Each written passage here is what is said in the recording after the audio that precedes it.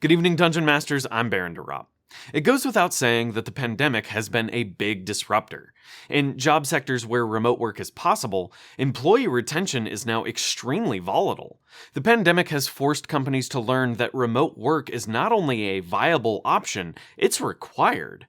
These forced lessons, however, have inadvertently caused a lot of disruption to organizational team culture. Without the sorely needed cross-cubicle chit-chat, this culture has evaporated. Worse still, it's not just this team culture that has been disrupted. Team building activities which might help fix this problem have also been rendered inert.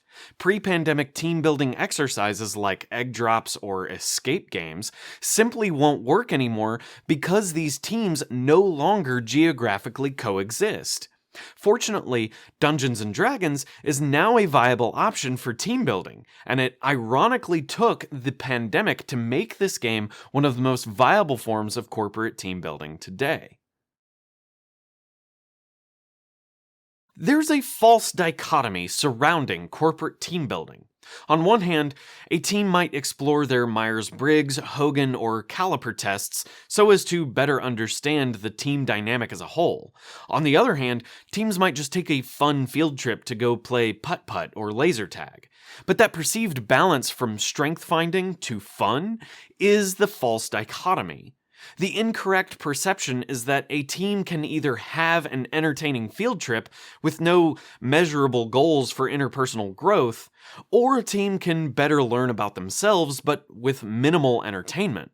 Unfortunately, thanks to the pandemic, neither of these options are realistic anymore. Going to the bowling alley wasn't possible during the early stages of the pandemic, but even as social health guidelines are being relaxed, the bowling alley still might not be a viable option.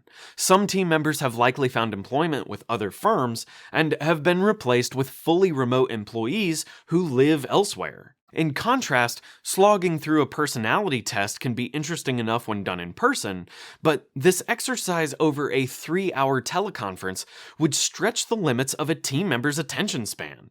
It's likely they'll just turn off their mic and camera and start checking their email at the 30-minute mark.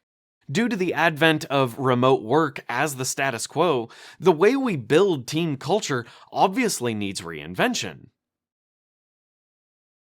So, what's the solution here? How do we get the best of all worlds, the fun and the interpersonal development, while also having remote options?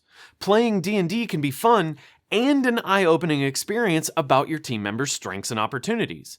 Exciting adventures can create situations requiring deep problem-solving skills. To the team members, this is just a game, but the problem-solving nature of this game allows those team members to explore their interpersonal attributes without ever needing to fill out a personality test.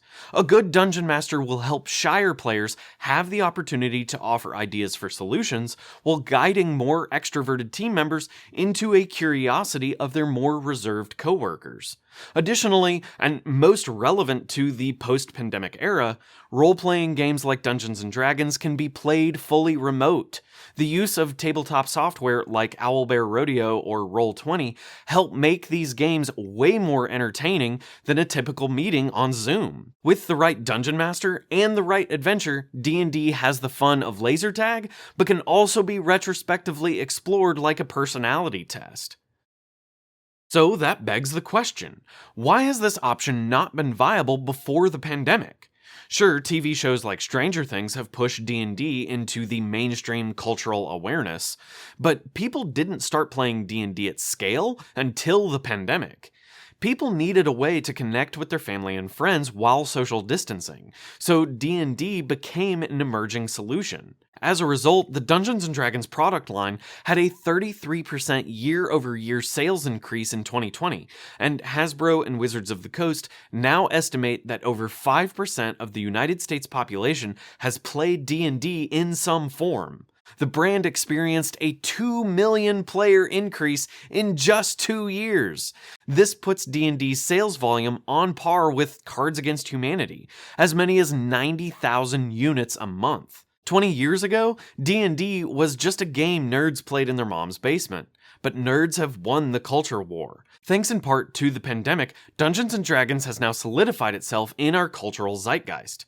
D&D's rulebooks are now sold in the board game section at Walmart and Target. Youth today are exposed to the game every time they walk by the toy section in a department store. And funny enough, the generation that made this game the media's boogeyman 30 years ago is retiring en masse. The demographic that would be most resistant to playing a game like this as a team-building exercise is exiting the workforce stage left. Those who remain are at least as exposed to D&D as they are to games like Risk or Ticket to Ride. Team culture in our post-pandemic era must be redefined. Additionally, how we rebuild that culture from the ashes of a post-pandemic environment must also be redefined. We need team-building exercises that are both fun and help us learn about our team members' strengths and opportunities. But we also need a tool to help us build that culture while working remotely. Tabletop role-playing games like D&D are the answer to all of these problems. As a result, there are a lot of opportunities for dungeon masters who are skilled at storytelling to help reshape corporate cultural identities from the ground up. The big win will be for dungeon masters who can guide a team's retrospective about what makes their game sessions exciting and what these team members learn from each other in the process. Thanks for watching, Dungeon Masters, and until next time, good night.